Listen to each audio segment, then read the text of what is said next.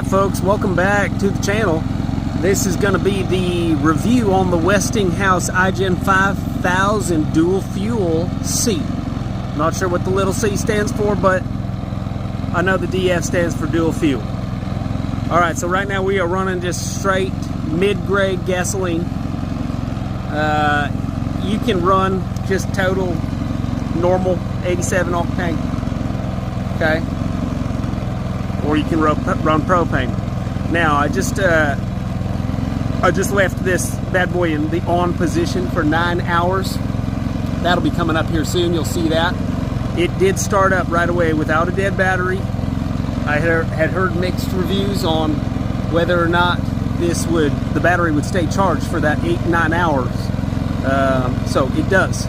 Now real quick, I'm going to give you a little walk around here. I've got the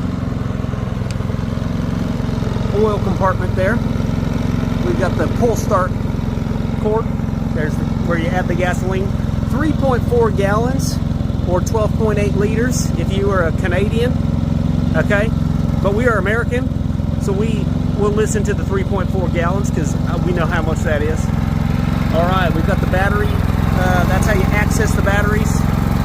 Exhaust. This is the side compartment here to open it up and do any sort of carb work or anything like that. And then we got the face of the unit here, okay? We got the on and off switch. That's what needs to be turned on in order to use the remote control. You can use the on and off button. We have an eco mode switch, okay? So this will turn it into eco mode, which is in now, or you can flip the switch. And you can hear it revving up a bit. It's just the amount of efficiency that the unit will provide. So in eco mode, it only uses the amount of juice it needs to. Okay, so back in there. This little guy here, you switch it from turn it if you need propane, turn it if you need the gasoline fuel. Here's where you hook up the propane. Okay, real easy. Now, there is a display case here. A display case, whatever you want to call it. You can't really see, it seems like it's flashing on my screen here. However, it is going to give you, that right there is the maintenance reminder, okay? So in 5 hours and 15 minutes or so, and it does change depending on the use of the unit, okay? And it's going to change, remind you that you need to get your oil changed, get your air filter changed out, yada yada. But it does depend on how hard you're running the unit, okay? Here's the amount of usage that you're using. Right now I've got my trailer plugged in, aka the booby bouncer. That's true life, baby. You better name your trailer. Okay, and right now she ain't on, the air conditioning ain't on, nothing's on, and it's not running hardly anything, okay? That right there is the power output. It says P0.06, okay? So I'm hardly running a dang thing. So I'll show you with the air conditioner on what that's looking like. This is the amount that you're using. So right now I'm sitting at like 0% of what this generator is capable of. Okay, I've got 5.2 liters of fuel left. Again, I don't know. We ain't Canadian. We're not from Europe. Maybe people from them places buy these things, but I don't know. I'm in goddamn America. And 5.2 liters, I just can't understand. Okay? I'm into gallons. So all I know is that there's some fuel left in there. Here's also fuel at, okay? So in all seriousness, we know that there's, you know, a quarter of a tank, maybe. All right. What's the next? U124, okay?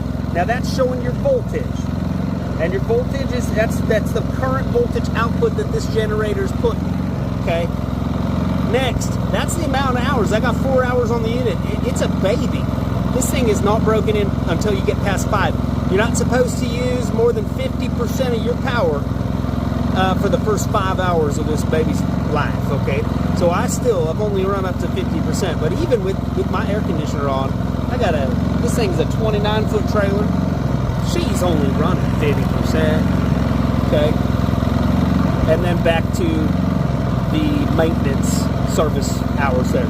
Okay, so that's what it will display that constantly. It kind of goes through its thing. If you have this facing your trailer windows when you're outside, you can leave it on the fuels and then guess how much fuel you've got left, because nobody knows how many liters it takes to fill up this generator, even though I just told you up top. But all I know is a 3.4 gallon. Okay. All right. So now I'm going to come back and I'm going to crank up the air conditioner and turn some of that stuff on, which will take her about up to 50%. And then we'll go through these one more time, and then I'll do the same thing again on the propane. All right. Okay, y'all, here she is. She's I'm gonna turn her on right now. It is 6:21 a.m. So what we're gonna do, we're just gonna trial this here out. I'm gonna come back in 8 hours, see if this bitch will start right up with the hit of the button on the remote control. Actually, we're simulating a nighttime of it sitting on and seeing how useful is this remote control going to be. So we're going to see. I might come back to a dead battery in about 8 hours, but we're going to find out here.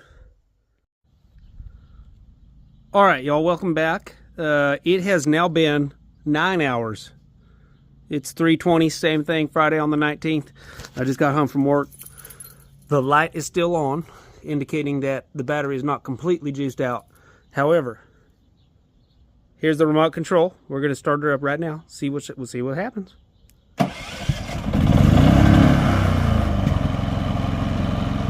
Well, my oh my, folks, it looks like she will last all night. I don't know who was saying that it wouldn't. Maybe that's because the battery's brand new. Maybe it's because it had a full charge. I don't know. All I do know is that this will go 9 hours with that little light on and be able to start up in the morning. Fresh coffee without exiting the trailer. All right, review coming up. All right, folks, this is just running gasoline at 0 output. Okay, so I'm gonna run inside my trailer, the booby bouncer, as I have previously named. Okay, you saw the sticker. And I'm going to turn her on the air conditioning, and so y'all can hear her ramp up and yada yada. Right now she's on eco mode, so this is as quiet as she gets. Okay, she, you know, when you're looking and reading all the reviews, it says as low as 52 decibels or something like that. The old Honda is saying 48 decibels.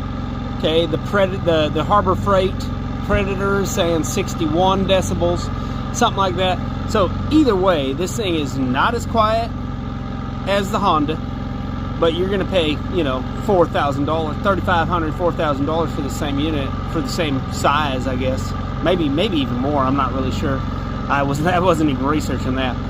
Or, you know, the Predator has just come out with a 5,000 also. And I got a buddy who just bought one of those and is pretty pleased with it. However, the carbon monoxide detector, or the CO2 detector, went off even just when it was located next to a tree. So I'm gonna go in and run this air conditioner so you can hear it ramp up, and then we'll go through the input, outputs, all that again, and then we're gonna switch on to propane, and so y'all can hear that. Okay? Don't mind me. I'm gonna cut in the frame.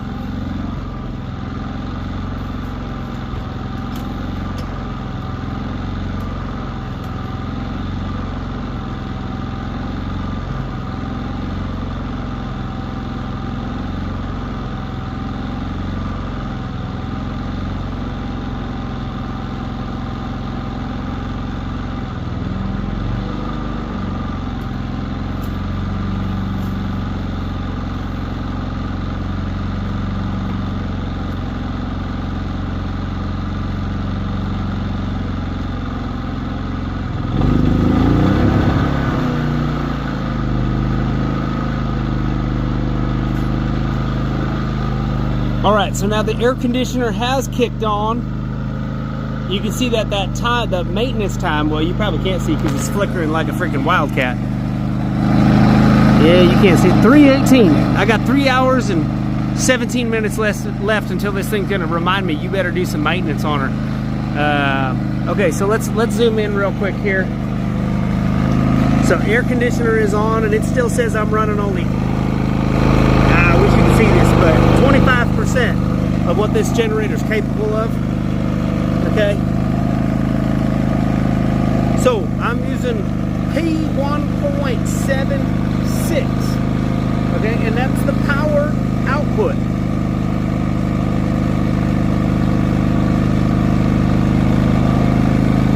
That's the power output frequency in hertz. I don't even know what hertz is, okay? Let's be real. But that's what it is. All I really care about is how much am I pushing this generator to its maximum limit, okay? All right, so there's that. I still got 5.2 liters, whatever the heck that means, of fuel left. I kind of just look over there. I got about a quart tank. U122. Okay, that's the voltage that this generator is putting out. That's what it's doing. Still got 4 hours on the unit. Okay, she's a baby. 3 hours, 16 minutes left till maintenance. Mostly, I care about that and the fuel. Okay, and they're both displayed on the side. Okay, 1.87. This air conditioner is running. It's 102 degrees today, and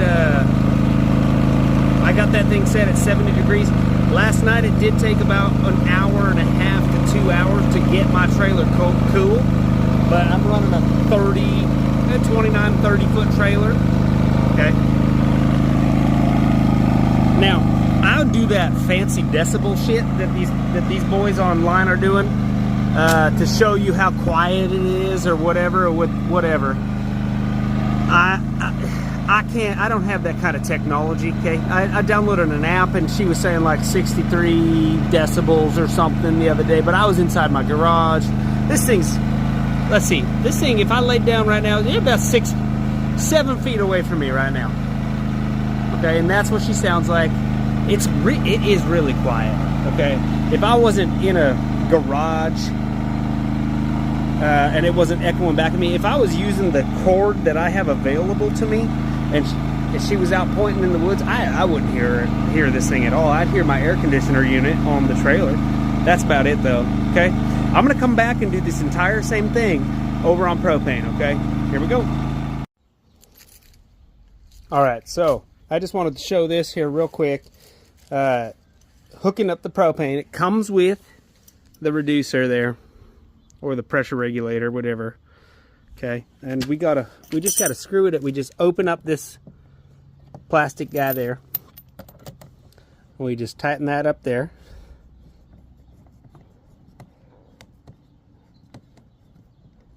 Honestly, hand tight's probably fine, but let's be real, I don't need nothing to explode. So we're just going to give it a little bit with that crescent wrench. Now, next thing you got to do in order to get propane working and not just the fuel in the tank is switch this back so she's pointing over to the propane. Okay, the unit is still in the on position. I'm just going to hit the on switch again.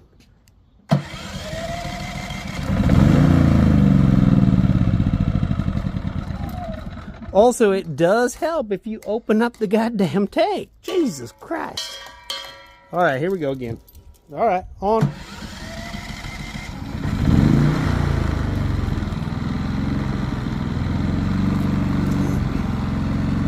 Now, if you want my honest opinion, I think this thing runs quieter on propane. I do not have the fancy doohickeys to test the decibels. But you can probably hear that in the video. I don't know if you can or not, but this thing she's smooth on propane. They say that the amount of watt outputage is less on propane by like 300 watts than on the gasoline. Okay, but I'm never planning on taking it really up towards that. I think that this says 5,000 watt, but 3,900 watt running power. 5,000 starting, 3,900 running. Okay. This thing is just quiet as a beast. We all have propane around, okay? We all got tanks located everywhere. We know that. All right, let's run through here real quick. So right now everything's off, so it's at P0.07. Okay. That's my power outage output in hertz. Still putting out 125. That's your voltage. So putting out about right around the same. Okay. 4 hours still on the unit. She's still a baby. I'm gonna keep saying that. She ain't even past the break-in period here. So there she is. 0.06. I'm gonna come back. We're gonna have the air conditioner on. We're gonna give you one more looky-do. All right, again, I'm gonna run right through the frame. I'm gonna go run into the booby bouncer, and I'm gonna turn on my air conditioning so y'all can hear the transition from eco mode. Okay, this is on eco mode. She quiet. Okay, and let's hear what the air conditioner can do to her.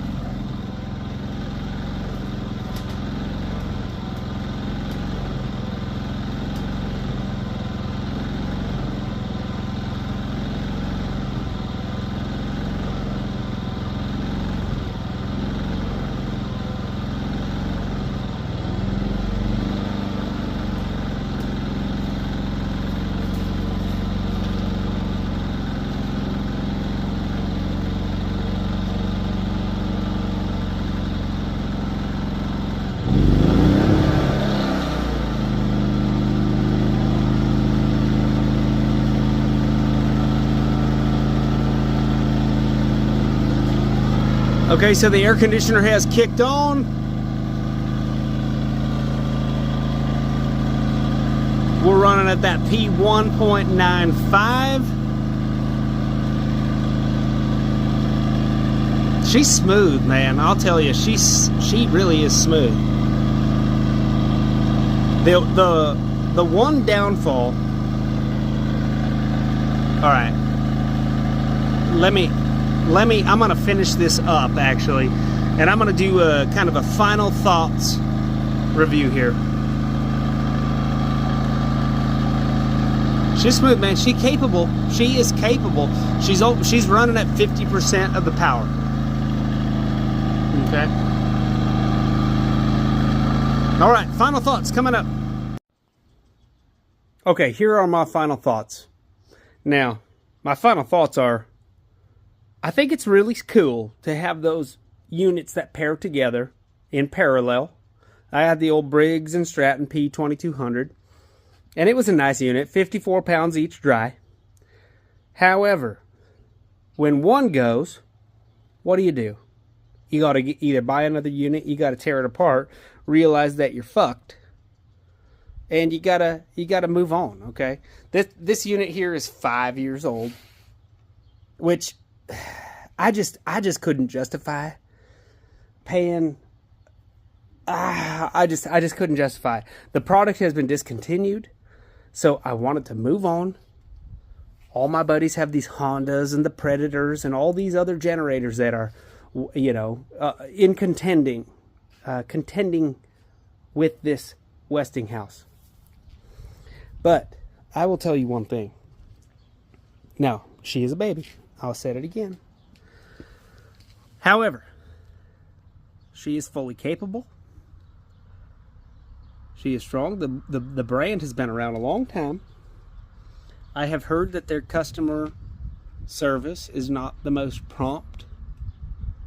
I have no first-hand experience on that, so I will not comment as to that. But it is heavy. It's a heavy unit. She's 104 pounds, I think, dry. Then you add that 3.4 gallons of gasoline. It's a two-person lift. But it is just on a different level than the Honda. okay, you're looking at like in that $3,000 to $5,000 price range with that, and that's just crazy to me. I just can't justify that. I could buy 2 of these fuckers for that. Excuse my language. I'm really, really sorry about that. It's Friday afternoon and I've had a beverage, so. Okay, so here it is, the Westinghouse igen5000dfc. Okay, propane, gasoline, fully capable. If you guys have questions, let me know, because I'm trying to be prompt on commenting and all that. Give you all some information, because I couldn't find a whole lot of info on this 5000. But here it is. I'm sorry this is long. Again, I'm out of practice. I'd love to hear your comments, questions, concerns, and I'll get back to you as soon as possible. But here she is. It's the igen5000dfc.